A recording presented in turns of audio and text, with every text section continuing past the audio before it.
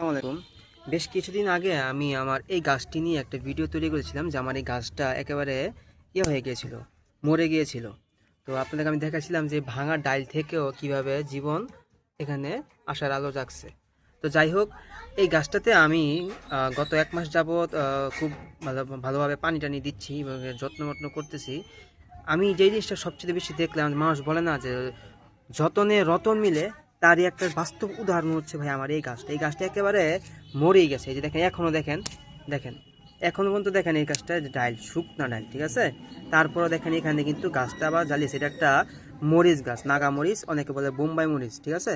তো এই মরিচটা আমার খুব প্রিয়, দ্যাটস ওয়াই আমি গাছটা আনছি এবং লাগাইছি। এই দেখেন এখানেও দেখেন ভাঙা গাছটা, মানে ভাঙা যায় আর কি, ইজিলি ভাঙা যায়, একদম শক্ত।